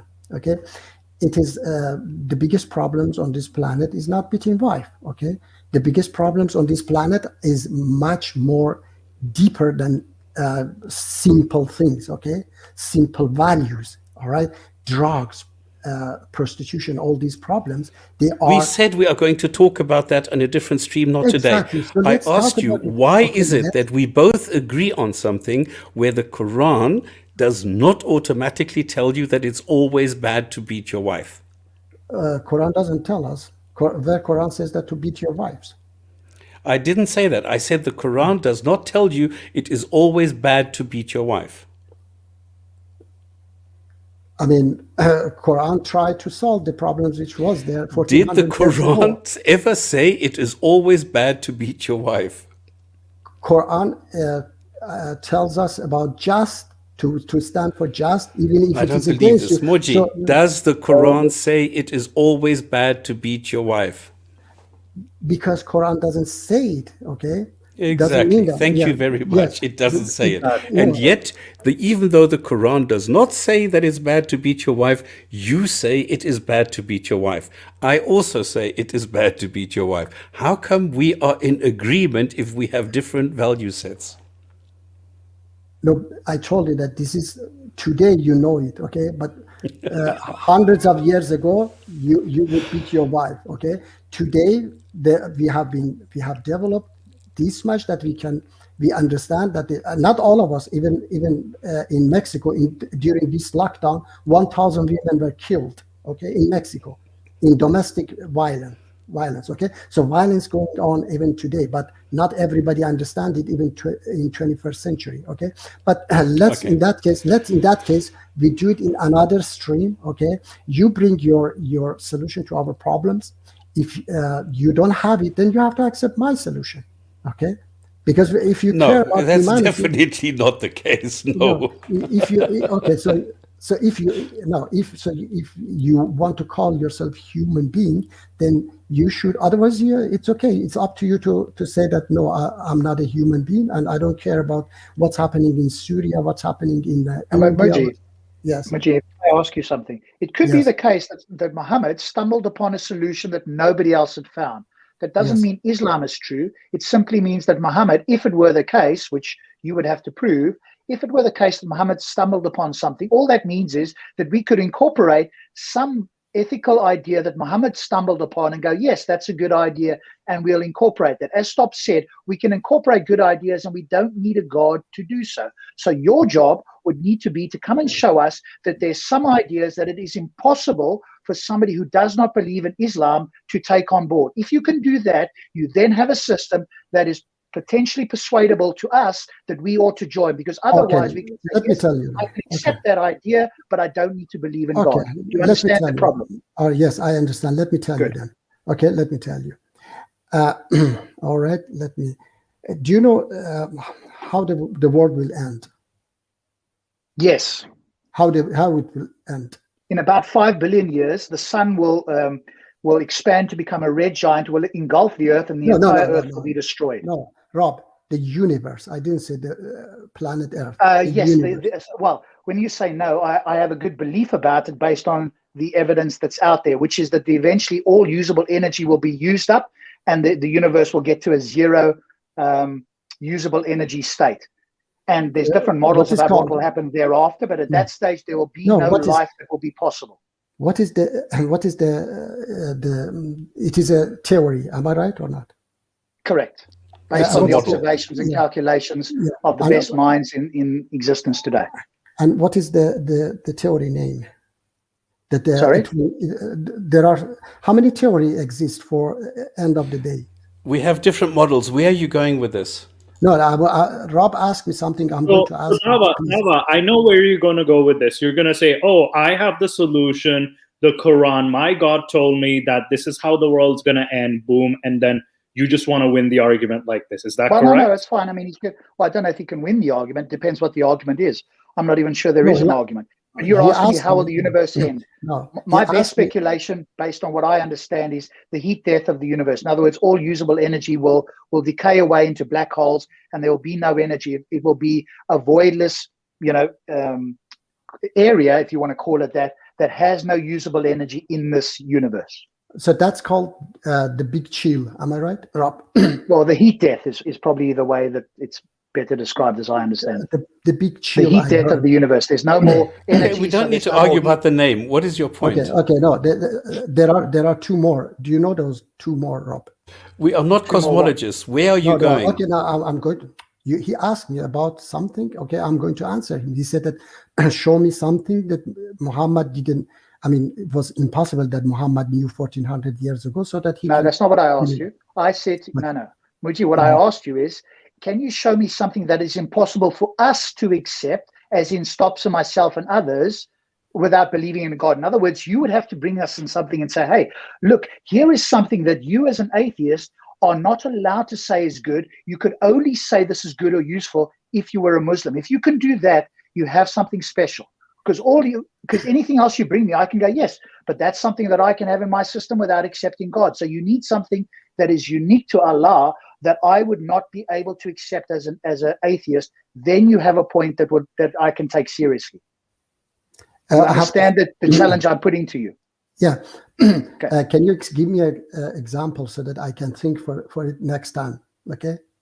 Yeah, you could say something like, for example, it's not a good one, but the idea would be, hey, without God, you can't pray and get salvation, and salvation is good, and you as an atheist can't get that. Now, I don't think prayer is a good thing, but I'm giving you an example. So you would have to say something about your worldview that excludes me, it is impossible for me to have, and that I would agree is a good thing. This challenge has been around for many, many years now. No. I've never heard anybody meet this challenge. Okay, and I won't deny it just because I don't want to win the argument. I will accept it if you give me something that I agree is morally good, that I as an atheist am debarred from accepting. Okay, I will tell you that. The solutions which the problems which I told you on this planet, as an atheist, you cannot solve them without being a Muslim. That's all. Which one? Give me one example. That's one you said that we can do it next episode because it takes time. Okay. Okay, but I think you could give one quick example. Let's do it on UK. Yeah. Or we can do it next time. That's fine. Yes, please, because I want to come to a common, belief to solve our common problems. Absolutely. And I want to tell you something, Rob. In my opinion, in my Islam that I understand, the Quran I understand, you can go to heaven, okay, without believing in Allah. Okay, without. Okay, well, then you and I have no, you can't. Without. No, this is you. There is no heaven. Stops. This is. I'm talking to Rob, not to you. I told to Rob. Okay, this is the Islam. I believe that as long as Allah says that if you avoid the major bad deeds and you just do, minor bad deeds, I forgive your minor bad deeds. So even Allah is so merciful and forgiving that He knows that you're a human being. You make mistakes. You can do bad deeds, but major bad deeds, He tells you to avoid that. Okay, so let's talk about it next time. That if you stick to, for example, I give you an example that Ernesto Che Guevara. Okay, he was an atheist. He was a Marxist. For me, Ernesto Che Guevara, he go to heaven. Okay, while those ISIS Taliban, they go to hell, because despite they were praying, fasting, and Che Guevara didn't pray and fasting. That's the Islam that I believe, the Quran that I know. Okay, so let's talk about this next week, inshallah. He says in Islam. Okay. Okay, right. We'll email you and we'll work out a time and we can do it on the Speakers Corner UK channel. One evening that we can all agree on. Okay, on this one or yours, doesn't matter. So this one is more the critique of Islam and the Quran, which okay, fair enough. You don't want to do that. So if you want to do this slightly different argument, then we can do that. I think it is useless for me. For me is, as I said, I want to know which religion has the solution to all our problems. Okay, as I told you as well, I prepare you from now that I follow a prime minister, a president. If they can solve our problems, I don't mind to leave Islam and to don't follow Allah. Okay, if Almighty God cannot solve our problems, then He's not good for anything to be worshipped. Okay. Yeah, I mean, you could have a bad. Very sad. Well, you could have a bad deed. You could have a bad being. That's true, right? You just don't know the difference. We can talk about that again. See, the thing is, though, Muji, we have to get to a foundation, because you and I are going to we're probably not going to agree on what the greatest calamities are in the world today. I don't think prostitution is in the top 10 of the worst things on this planet by any stretch, not even in the top 100. No, So if we're going to talk about the big problems, we still need to agree on how we get to decide what the big problems are. And then we have to talk about how you think you can solve them and how I or Stops or somebody else might try and solve them. Very good. If you can solve them and I can solve them in the same way, then it's irrelevant. I don't need Islam. So remember that in order for you to bring something, you need to say, only Islam can solve this, and you, Rob or Stops or whoever, cannot solve this under atheism. You'd have to borrow from Islam. If you can do that, then you have an argument, right? Very good, Rob. I understand you. Okay, I agree with you. Okay, good. If you can do it without Islam, then I agree with you. I will follow. I don't need to pray fast. This is not what we want. We don't want you to deconvert or anything. This is not our goal. I know. No, I'm just talking to Bob. Okay, Bob, understand me. All right. Okay, no problem. We'll arrange that for hopefully next week. One evening next week. I don't know where you're living. I'm in the UK, so probably be around the same time. In Sweden, so it's okay. I'm in Sweden. Okay, so that's probably, then we can arrange something. Yes. Next week we'll then contact on email. Yes, you can get my email. By the way, I posted in private chat as well, so we can have further conversations. There's a link to our Discord. We normally go on the Discord after the show, after 10 o'clock. So if you want to come and speak off the internet and you just want to speak with us because there's more people, we can have a more relaxed conversation there. We can do that on Discord. So if you like, join the Discord. There's the link in the private chat. No, I would like to do it public always. Okay, that's fine. Okay. All right, Mujib, then I look forward to speaking to you next week, okay? Yes, okay. Thank you very much, and it was very nice talking to you. Thank you. Thank you. Thank you. Have a nice evening. Bye-bye. Bye. Bye-bye. Khuda Hafiz. That was a nice discussion. Props to him for wanting to come on and talk. Yeah, I mean, we always invite Muslims on. I think we've just got sort of different goals. Like I say, I'm happy to have that conversation, but my primary focus is whether Islam is true and whether I ought to believe it too. My primary focus is not, hey, Islam has some pragmatic value that you can take on board, because yes, that might be the case. But I think he's got a very big challenge to show that there's something that I would agree that is morally good that I cannot get except if I'm a Muslim. I think he's just not aware of how big that challenge is for him to climb. But we can have a conversation next week. But it could be the case. There might be something that he says, and I go, you know what? I agree. That's morally good and I'm debarred. Then there might be one thing. Now I have to weigh up, because my mind, I wouldn't become a Muslim because there's something that's morally good that I'm debarred from doing. I would only become a Muslim if I thought that the Quran was in fact from God and that Islam was true. So he could in fact bring 100 things that only Islam could solve, but that in and of itself wouldn't convince me that Islam itself is true, because Muhammad could have come up with some of these ideas, or somebody else, if they authored the Quran, could have come up with these ideas, and they might still have stood the test of time. But to demonstrate that it comes from a God, that's a difficult, task. So, we'll do that again. We'll do that hopefully next week. Well, I don't think we're going to be. I don't think we have the time on the gin and tonic for this, Rob. I think we should take it on UK. I think Speakers Corner UK is a better platform for this. Yeah. We can really, dig in and meet this out. I think this is a better idea, because if we're going to go, because it's going to go into this whole thing of why does God, who doesn't need anything, create humans? He doesn't need to do something. He doesn't need to worship him, which he doesn't need. So if you take it from there, then this is exactly the challenge that he's up against, and I don't think he realizes it. Yeah, I won't go down that route, Stops, of asking about the God. I'm going to accept that in his model there is some sort of a God or whatever, but we don't even need that, right? Because again, his main view is that it solves the problems. Yeah, because he kind of said, of course, yes. On a side point, he did kind of say, well, hey, if it didn't, he did kind of allude to the fact that only God could have provided these solutions. But that's a very difficult task for him to demonstrate, because all I have to say, and he would have to demonstrate that it's impossible, is that, hey, Muhammad could have come up with this, like the Buddha came up with some good ideas prior to Muhammad, right? It could be that some humans, which has happened throughout the history of human beings, have come up with good ideas. But to link it to a God and say it's only possible if a God gave it to them, well, I think that's a very difficult, if not impossible, mountain to climb. Yeah, but Rob, what is the foundation? What does it come from? It comes from the idea that there is prostitution, that there is alcohol, that there is drugs, the usual things. And this is where Islam, they believe, I mean, this is what a Muslim believes, that there is a solution, that Islam is the solution. It's not. I mean, Islam is the problem for a lot of these things. But the point is that a Muslim will believe that if there is an alcohol problem, like Nadia Ahmed, he always says this, yeah, because your children suffer from alcohol and therefore Islam is the solution.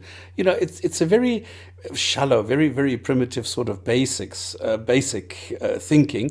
And this is the way that it works. So there you have the problem. And this is exactly what you tried to say in the beginning. We have to agree what the problem really is, and prostitution is not a problem. So, well, it is, but it's not exactly. I think the top 100. You need to start on a foundational level. What is it that exactly. that we can use to decide what is quite good and bad? And then, okay, now we've established, we've got some sort of idea on a shared value system. Now, how do we put that into practice and evaluate the different issues in our world? And if he says prostitution, what's the argument that is more important than climate change or whatever else? How do we decide what the value stacking order is? What is the criteria that he's going to bring to say, this is the most important and that's why, this is the next most important, this is why, and so on and so on? And I'd have to agree to that criteria and then agree that his implementation of that criteria is an accurate one. I just think it's a incredibly difficult task, and people have been doing this for centuries, if not millennia, and we still don't have a perfect solution. And if he's going to say it's in Islam, I'm obviously going to critique that very nuancedly, because just pointing at certain things, and that's where, I'm not. I think the other thing is I'm not going to accept scholars' opinions. If it doesn't come from the Quran and can't be reasonably inferred from the Quran, then I'm not interested, because then it's just some other human making it up, in which case I can do exactly the same. And so he would have to then appeal. He can't appeal to the scholars, because that's not going to be persuasive to me, because that's just a human. And if he's going to claim that, hey, they got some inspiration, well, now you have to demonstrate that it's impossible for a human to, quote unquote, be inspired except through God to get some sort of solution to a problem. Again, I just think he's taking on, and we'll discuss it next week, but I just think he's taking on a burden he doesn't realize how difficult a burden he is for this sort of thing. I understand. I can see where he wants to go, right? He wants to solve problems for the world and so on. And he thinks he's got problems, but some of those problems are not so easily solved. And just saying, well, do this or whatever the case is, even the principles sometimes are not so easy. I can bring him some moral principles that will tie him up in knots. And I don't think he's going to be able to appeal to the Quran to get to overcome these. So what we're going to get is either a scholarly opinion or his personal opinion about how to solve this. And the moment he does that, I can do the same. So he has to appeal to the Quran, where I would go, okay, I don't believe that I could do that under atheism, and only you as a Muslim could do it, and I agree that it's good, and it's likely that it came from a God, and that it's a significant problem. Because if it's a minor problem or something else, that's of no value. So it's just such a lot that would have to happen there. Anyway. Islam solves the problem of where to go on holiday if you want to fly hide and seek with a giant dog. So cute. That is creative. Not lying. But I'm grateful that he came on. But I think, for this show, it's probably not the sort of, this particular stream is not for him then. We're looking for the Muslims who want to come on here and say, hey, Islam is true, here are the reasons, and that they want to defend the Quran specifically. If they don't want to do that, then I think we can have different conversations, but I think then this really isn't the show for that sort of thing. Okay, so let us continue. We have to go straight to the video stops and put everything else aside. Well, I was just going to ask, do we go and do anything else? Because the video, I think we can move to the next week. But now the comments and everything, this is only valid for this week. Yeah, but the video, I will just change the title afterwards to reflect that we had a discussion with Perfect Dawah, and a continuing, ongoing one, I hope. And then we will just move the video for next week, I think. What do you guys think? I think, that's okay. We can move the video to the next week. It's not a problem. Yeah, we've only got 40 minutes left anyway. So if we did use Krazy Komments, the Quran verses, by that stage we're probably close to. And the video is 16 minutes, so yeah. And that'll take us an hour minimum, probably longer to review anyway.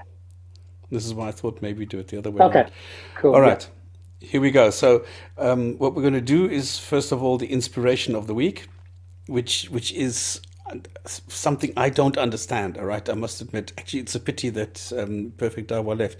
Sufficient for us is Allah, and He is the best disposer of affairs.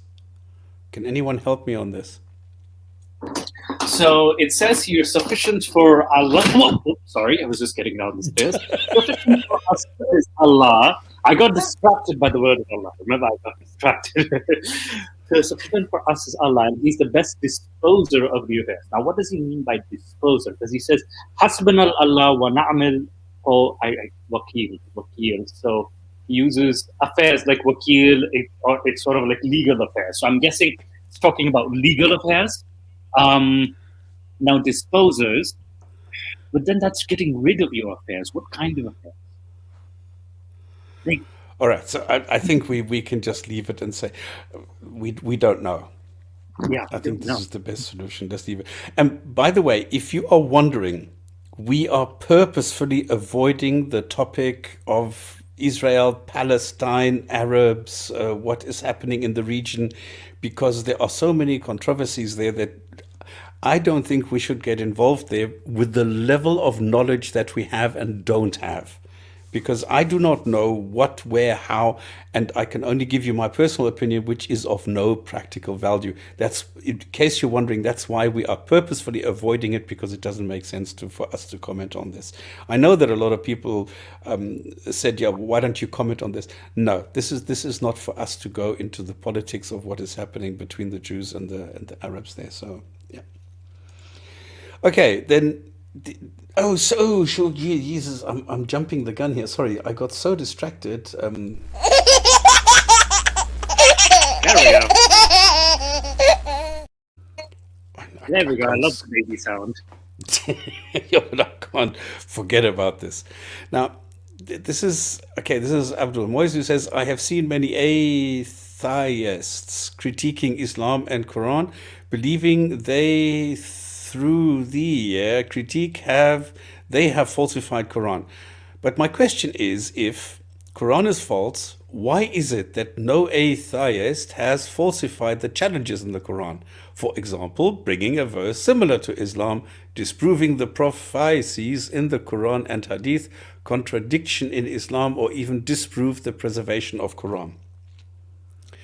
Can anybody tell me why this is a crazy comment? Yeah, I think it's pretty obvious that there isn't a criteria for this, and even if there was, I think it's not difficult to match. But then you need some sort of objective criteria that is not made up by men specifically to avoid anyone bringing any verse, which I see is potentially what has happened here with the 40-odd criteria that men have made up. But even if God had made up those criteria, again, that's subjective, or that's subject to Him. So He could make up criteria that would itself nullify any other critique. But in the very next verse, it actually says, and you will never bring a surah like it anyway. If I said to somebody, hey, if you can bring a mathematical problem like this, then you'll know it's from God, but you never will. I am now already telling you that whatever my criteria, which I haven't given you, you'll never be able to meet it. So I would need to give you the criteria. But then on the other hand, when I'm saying you can never do it, what sort of challenge is this? So it's an entirely crazy challenge in and of itself, apart from the bad spelling and grammar and all the rest of it. And if you do, you will go to hell. Yeah. And the other thing is prophecies in the Quran, there are none, and the Hadith, there are none. Contradictions in Islam, we've shown plenty. We've disproved the preservation of the Quran many, many times. So I don't know what else we should do. Yeah, but the criteria, so somebody like this, if you had this particular person on this show, the very first question I'm going to ask is, what is your criteria? What would need to happen such that you would accept that Islam is disproved or the Quran has an error or a contradiction or whatever? Give me your criteria up front. But you Actually, personally, I would go one step before that. I would say, why is it that God is so insecure that it needs to ask its own creation to disprove it, to do something that it cannot do? Well, I mean, a Muslim could just say to that, stops again, I'm just playing devil's advocate, because there'll be people who will disbelieve the book. So I'm putting out a challenge there to show how wonderful this book is, because you're not going to just believe it because we say so, or I say so, or whatever, as all-powerful God. So I'm giving you this challenge that even you, the disbelievers, this will convince you that this believes, and when you can't meet the challenge, then you'll know it's from me. So I think they could but answer. I mean, I don't think it's a good answer, but they could. Yeah, but again, I would say, well, God didn't know this in advance. He knew what in advance? That people wouldn't accept it? No, wouldn't know how to do it. Oh, he wouldn't This know. is- Well, I mean, but whenever you see, the only problem with that stops is you've got to be ready. If you're going to go that route, or if you're going to challenge them on that, you've got to now be ready for going down the rabbit hole of the predestination and free will debate. And as far as I can tell, when I've walked people through this that a child would understand, they still deny it. So the moment you ask, hey, and if you already knew this ahead of time, you are inviting that critique. And if you want to go down there, you can. I mean, maybe there's somebody whose mind will be changed. But I just think even when you get them to the fork in the road, they're still their mind at that state is just going to reset, and you're just not going to get a coherent or substantive response to that. So you're inviting that if you want to go down that route. I've got to the point where I'm not sure that asking that question can get us away from that, because they're just going to say it's free will. And then you're going to ask, well, how does he know things and they have free will? And off you go down that track, right? No, that's not the question I would be asking. I would be asking, did this God know that a person would not be able to provide a sentence like it?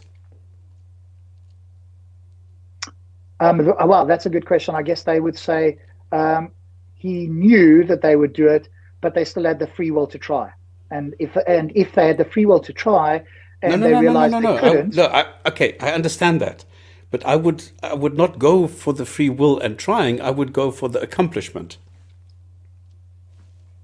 Yeah, but they could just appeal to the mystery of God and say, even though he knew it, he gave people free will, and it wasn't the fact that they could overcome it, but just the fact that they realized that they couldn't do this, that brought them to God. Okay. So there's this mysterious purpose, there's this greater purpose behind it, which is, even though he knew it wouldn't happen, he gave them free will. And one of the ways to allow them to have their free will is to give them this challenge, knowing they can't accept it. And when they fail, that will then bring them to Islam. Okay. All right. Then next thing, atheists, what are your views about sex? Are you incestists? Or follow religious restrictions? I think Mustafa is the best person to discuss this. Okay. It's like, this is, I think Nick and I were discussing this too, and I think Stops, I sent this to Stops, and I was like, what the hell is this person saying? Are you incest? What does he mean? I mean, let's be fair, that's probably not his first language. So I guess if we were super charitable, he's trying to ask, what do we think about sex? Do we accept incest, or do we follow something else? The problem, of course, apart from it being bad English, I mean, we can make fun of it, but maybe it's clearly English. Well, hopefully English not his first language. If it is, that's very bad. But let's assume charitably that it's not his first language.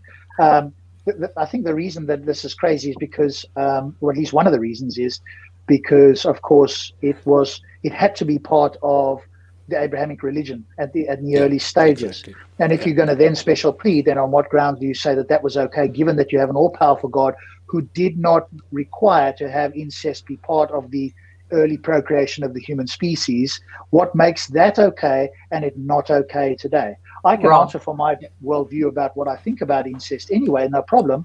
But I don't think that they're in a glass house and they're not realizing it, and they shouldn't be throwing stones. I can happily answer the question, but then I'm going to put it right back on them with that particular question.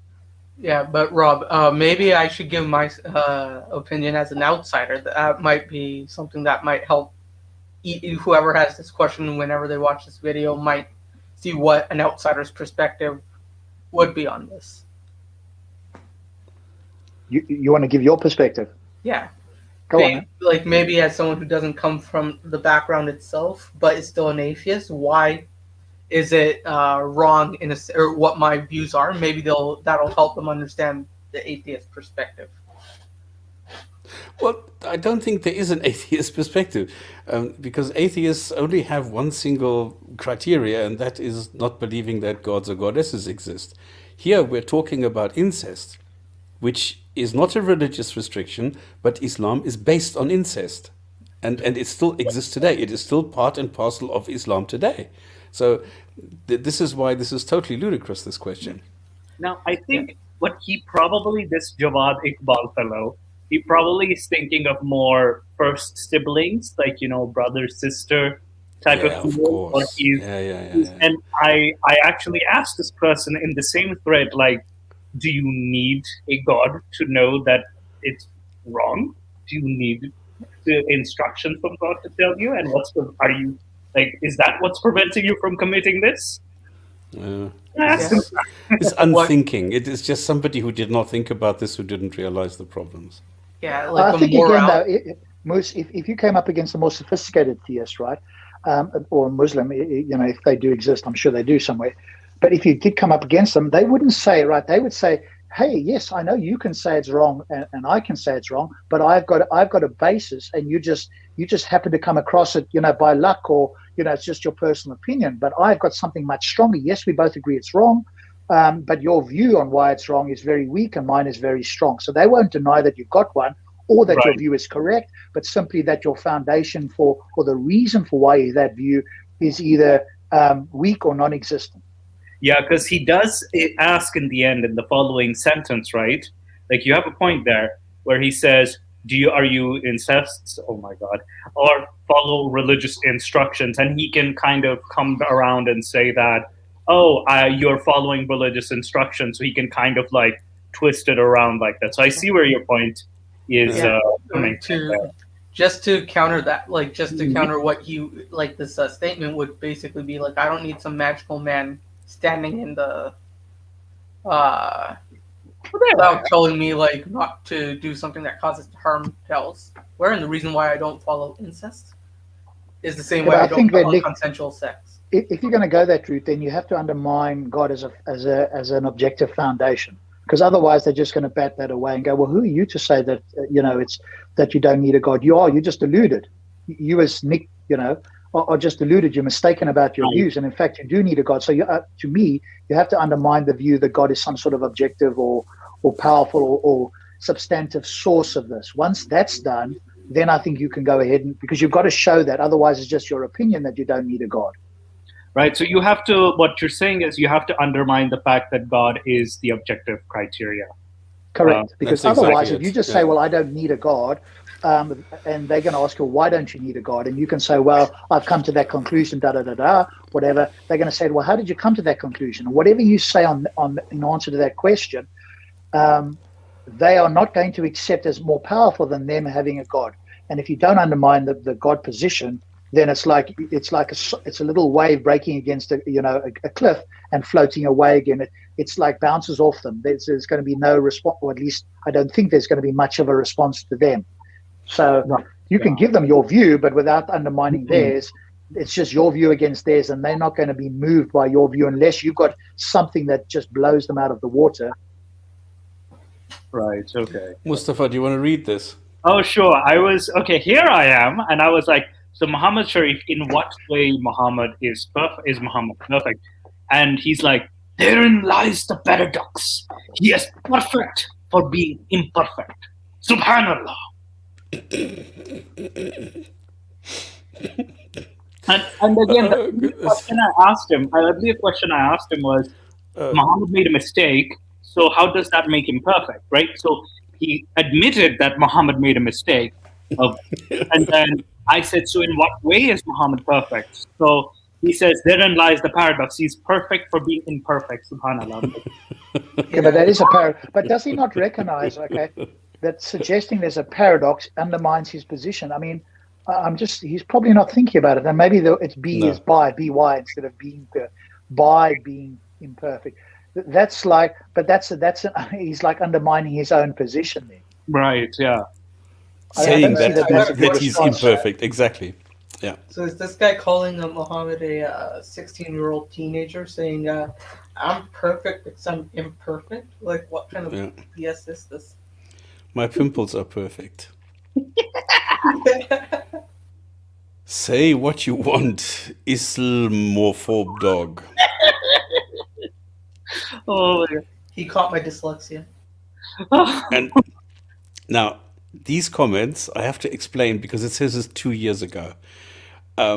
This is taken from a video that I did about No Clash, because somebody came back to me and said, "Yeah, you have never watched this series, No Clash, where they definitely prove beyond any doubt that Islam is true." And I thought that's unbelievable. And I went through some of the comments because I haven't been on this video. I mean, I made this 2 years ago. I didn't really look anymore, and I found these comments, which I find them hilarious. Say what you want, Islamophobe dog. Islam is truth, and that's it. And here goes again. Now you're talking bullshit. Do your homework sincerely. It's okay. You can't disprove Quran. You're just a human. That's the belief. You're just a human. You cannot. That's very telling, isn't it? It's That mentality. Yeah. Yeah. It's the same. Bring a sentence like it, but you can't. Yes, exactly. That's what he's exactly saying. So he's just parroting it. But that's and we see that so much with, when we bring up the irrefutable inheritance error. The mindset that we're up against is that it's impossible for it to be wrong. And even if I have to be irrational to hold on to the belief that it's not wrong, I will embrace irrationality, and I won't acknowledge that I'm being irrational by accepting that somebody changed the Quran, but in fact the Quran can't be changed. I won't embrace that that's a contradiction. So I'll embrace irrationality without accepting that it's irrational. And even when I spelt it out in such a way that it would be impossible for a rational human being to not understand it. And we've done it on Discord. I've got the screenshots of it, right? These were guys who I acknowledged actually went and did the sums themselves, went to look this up, came back with what they thought was a refutation. And when I walked them through it, like I imagine I was just, at school, and we were sitting there talking to each other in school desk, and I was writing on the board, and I walked them through why this was a problem. And I even asked them a key question. And it's just to get them to think, right? It's because it's blatantly obvious to everybody else. I said to them in that example, why do you think I will not accept your response? I want it to come out of their mouth why they think I won't accept it. Do you know what? They couldn't even do that coherently and concisely. Why they thought I wouldn't do it. Rob, it's here. Do your homework sincerely. It's up to you. It's your mistake. The fact that you are pointing out a mistake is you not doing your homework, because you said it in the beginning. It cannot be. That's it. Well, that's the foundation. Well, that's it, right? So that's the mentality, and and they have to let that go, right? Any honest, sincere Muslim has to step back. If they are genuinely honest and they are sincere, then they would have to step back and go, okay, I'm going to look at this as if the Quran can be an error. But the moment I don't do that, when I look at this from the point of view that it's impossible to have an error, then my thinking is entirely dogmatic, and I will find a way around. Even if I'm irrational, I will find a way around any critique. But that's not an honest way of looking at the book. And again, when Perfect Dawah was on there, that was one of the questions that I was really keen to get to, and maybe we can get to that at some point. He said he was an atheist and he converted. Okay, his reason was because he's got all these answers in this book. But then you'd have to show that those answers are unique, and I can't find it anywhere else. That still doesn't I was going to do that also. Just give me an example of why you did this. Just give me just one. Yeah. Yeah. But even if that were the case, all we can say is that perhaps Muhammad came up with a few things out of his own, like humans have throughout the centuries, that, he came to a good moral, understanding or conclusion about something. Still doesn't demonstrate that it's a God. It would have to be impossible for a human being to come up with a moral precept. And that mountain is like Everest with flip-flops. Can't. Okay, Mustafa, you go. All right. The Holy Quran is very much far more advanced in science than today few humans reached in science. This book was revealed 1400 years ago. A book with zero contradictions, zero errors, to a place, Mecca and Medina, which is far from civilization. The whole universe is created by Almighty Allah. We should accept the truth, not deny it. Watch this video, Quran and modern science. Didn't we do an entire video on this? No, we looked at science, we looked at different things. We didn't do this. Do you know what specific video this is? No, not on the specific video. I mean, like on this comment. Oh, this one. Miracle Doctor. Miracle Doctor. This is the video he's talking about. Miracle Doctor. Now that you know this, now read this again. Can you believe it? A guy, I think, yeah, Sheikh Rafiur Rahman. If a guy says that a video by Zakir Naik is going to be convincing in any which way, you know exactly what level of delusion we're dealing with. A book with zero contradictions and zero errors to a place which was far from civilization. Oh, I thought this was so great. Okay, go again. This is fun. All right. No, they are ridiculous. I am educated person and totally understand and agree what Quran is talking about. In fact, Arabs at that time didn't know anything about this. Listen, you don't like it because it hurts your guts as you believe in fairy tale and corrupt story in Bible and Judaism. That's what I used to believe. Not anymore. Thank God. Keep emotions aside. Watch Ahmad Didat debates. I did study without judging and being sincere is the key.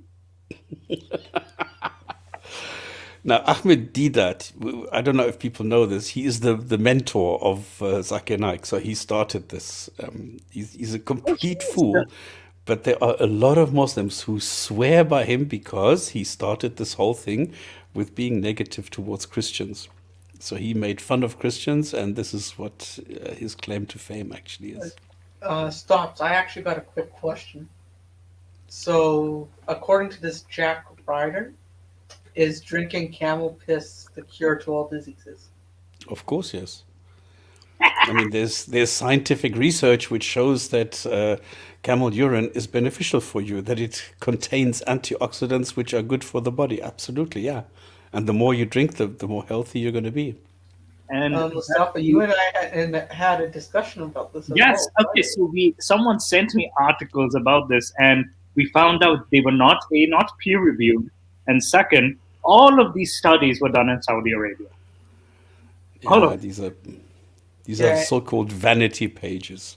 Yeah. And then thirdly, I actually got a peer-reviewed article and published scientific research that said urine has antibodies for the damn camel, not for humans. And if you drink that urine, it also has the toxins that the camel is trying to release, and those toxins will go into you, and it's natural poison for your body. Yeah, this can very well be. It's a waste product, of course. Okay, Ikra. Creating a video presented as somewhat cynical. This is somebody who's accusing me of creating a video that is presented in a somewhat cynical way to debunk a fact is not only ridiculous, but, with a capital S, stupid. In other words, my presentation is not going to convince anyone except your own mind-bogglings, while your own heart is telling you the truth. Listen to your heart and rather keep quiet. You will do yourself a great favor here and in the life hereafter. Convincing. Well, so again, what's the criteria? If you just go back there a second, stops. What's the criteria for claiming it's cynical? Is there some criteria that we could all agree on? Or is this just their subjective, unsubstantiated opinion? Number one. But the further insinuation is that, or is the further insinuation, whether it's cynical or not, is debunking of a claim is that something that's intellectually virtuous to do, if in fact somebody thinks that's the case, or not? But then you're going in to convince anybody except your heart. But then your own heart is telling you, well, how does your heart tell you the truth? Presumably, if we try and be charitable to this particular person, what he means is, hey, go by your feelings. You'll know that your feelings are true. Exactly. Well, how do you establish that your feelings are true? All you can establish is that you have feelings. Feelings in and of themselves don't tell you whether something's true. They just tell you that you have feelings. So we need good reasons and evidence to establish if something's true. We don't rely on our feelings, because if we take that criteria, anybody could claim that they believe something to be true because they have a positive feeling about it. And if that's all we have, there's no way to establish if in fact there is some sort of objective truth or not. And so it's self-defeating to the person who claims there is truth. So there's a lot of problems with this particular comment. And the last one. Lies. I personally know 8 Hindus who converted from these videos. She is so beautiful and white. Hear that again. She is so beautiful and white. How can any brown person listen to her and not be enchanted by her sensuous dawah? Mashallah. Would she be beautiful if she was black? I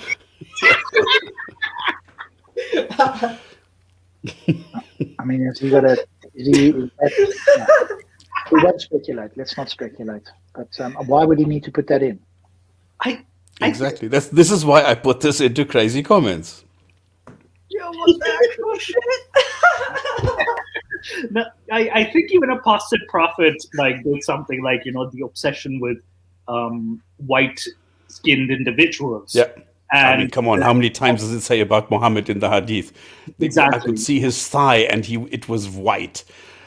How many times do we have this? Absolutely. And this is the confirmation. Yeah. And there's also like the obsession with white converts too, like they're also promoted the most as well. So, you know, they'll promote them so much, and then as though it proves that Islam is true and they're saved and blah, blah, blah. It's ridiculous. Well, did I tell you about the guy who was paraded when I was in the Islamic Culture Center? I was called the crazy atheist, and the one way that they try to impress me is by parading a white convert in front of me, saying, "You see, even white people like you, they accept Islam. So if he does it, why can't you?" And then when I asked him a couple of questions about the Quran, he didn't have any clue what the Quran said about these things. And it just shows these people just say mashallah and inshallah a couple of times, and everybody is, oh, wonderful. There's I mean, he was a ginger, of course, and there's a guy who's a ginger, and he's now accepting Islam. So this is now the way that we're going to go. So it's quite silly. And what's fascinating is that just a few weeks, I think, just a few days ago, I'll find that crazy comment. It's like he was targeting us Desi atheists, or the brown atheists are the worst, you know? So it was. Why do people think I'm Indian? I don't know. I don't know why they think you. I think it's because of the.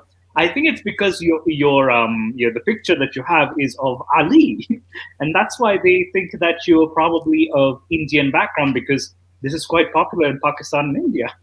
It might be that you've got a hint of sort of that subcontinent to your accent as well, Stops. There might be a hint of you know, Middle Eastern something coming in there. I don't know how long you spent in various countries, so I don't know. Maybe there's a hint of that they're picking up. The lilt. Yeah, that could be. Okay, but if anything, then I would be like Southeastern Asian. I don't know where I'm going to go, lah. This is the kind of you know, speaking that I'm used to. Did you guys see this, by the way? We keep the Quran, shall we, until next week stops? We can do that next week. Okay, then, yeah, because it's only 8 minutes. Yeah, and we'll take 20 minutes or longer to go through the Quran, so that's fine. Did you guys see this particular news article, BBC? I mean, it wasn't on the BBC originally, but this young man was kidnapped and beheaded by his own family because he was gay. So, Iran is crazy about this. Now, the funny thing is, when I was in Iran, being gay was quite accepted, because the guys were not allowed to have sex with the girls. I was allowed to, so I was very popular with the girls. But Iranian men were not allowed to. So, of course, what they were doing when I was playing doctor with the girls, they were playing doctor with each other. So they were, of course, it leads to homosexuality. So this is rampant. Of course it is. Wow, yeah.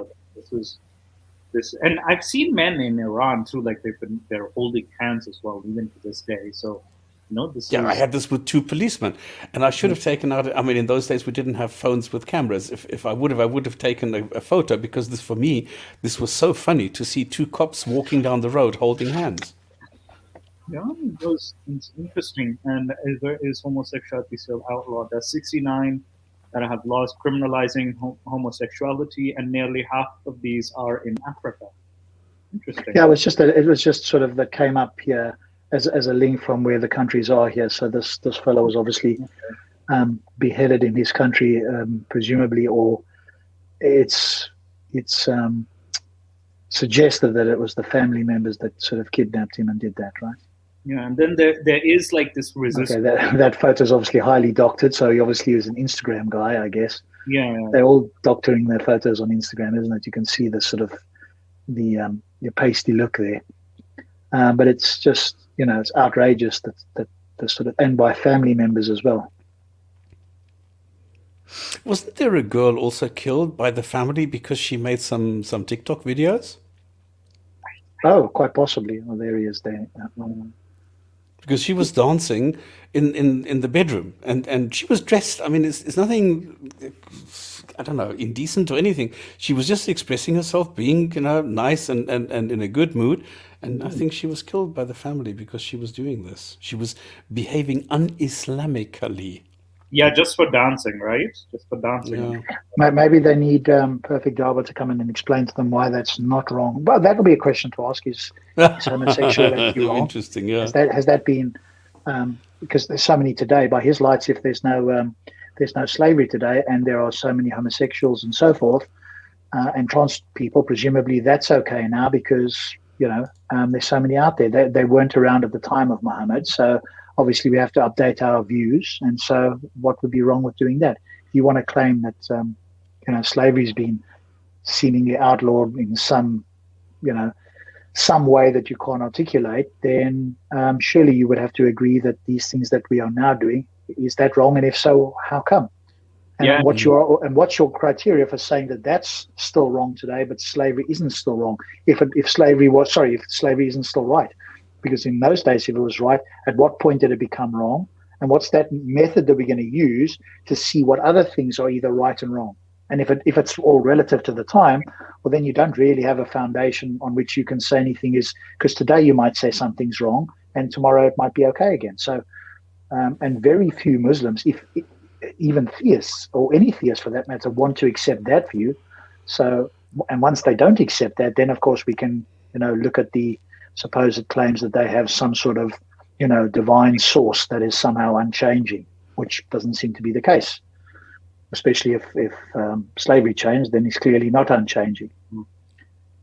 Yeah. And Fred Sharp, you make a good point. Like, yes, in Pakistan, by her brother, the YouTuber was killed. And yeah, I think I think I read this a few days ago or something, that this was an honor killing. It was an honor killing. So yeah. This happened. It was a start. But yeah, one more point I wanted to add to that story is like half the people, like almost 90% of the people that criticize people like this for what they do in their bedroom are Bob and Regine uncles that do a lot more perverted stuff on their desktop. Oh yeah, of course. Yeah. It's always like that, isn't it? And for me, what is surprising is that you don't get more imams being exposed for, you know, touching little boys and girls and things like that. Because in the Catholic Church, it's, you know, it's being exposed more and more because people are speaking up. But in Islam, you don't get this for some reason. There's 1 or 2 or 3 or 5, but not 50 like you have in Catholics. Yeah, and so it's not an honor killing, but the father disowned the brother for the murder. Okay, this was just one radical brother then that just killed his son. Wow, insane. Yeah, thank you for that, Fred Sharp. Thank you for that. Yeah, it was pretty sad. Cool. Do we have a hadith of the day, Stops? Yes, I have one, and this one is actually it's a weird one, I think, in my eyes anyway. Okay, let's go and take a look at this one. The Prophet said, let's let Mustafa, he's better at reading these things. Oh, okay. Narrated by Anas. The Prophet said, "None of you will have faith till he loves me more than his father, his children, and all mankind." Is that weird or what? That's interesting, right? I wonder if that's the source for where they get this idea that they love him more than their family. Of course. It's and now the way I said it, it's like, it sounds very narcissistic, doesn't it? Of course it is. Yeah, because he says, none of you will have faith until he loves me more than his father, his children, and all mankind. Yeah. So weird. He did not include mother. There's a little what do you call it? Loophole right there. He didn't include mother. Interesting. Well, all Well, he does mankind, say I think, all includes mankind, mother. So, yeah, so you just have to put it out. I don't know why he said father and children and left out. Maybe Left out, again, yeah. maybe she's less important than either the father or the children. It's And always so like she that. just gets lumped in with the rest of people. Yeah.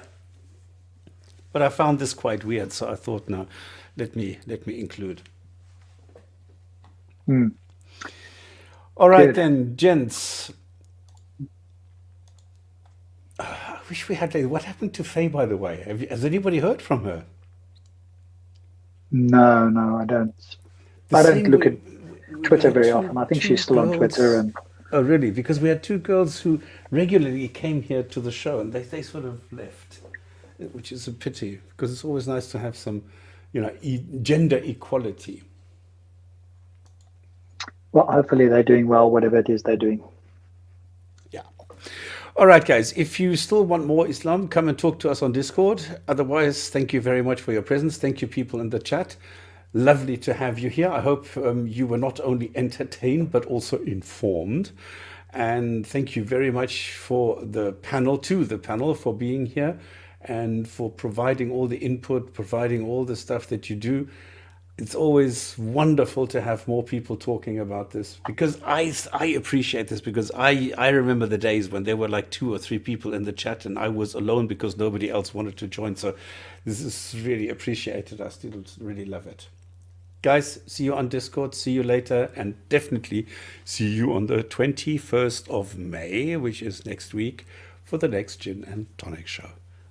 With that, bid you farewell. Go Shell. Stay away from COVID. Any last comments? Good night to everybody.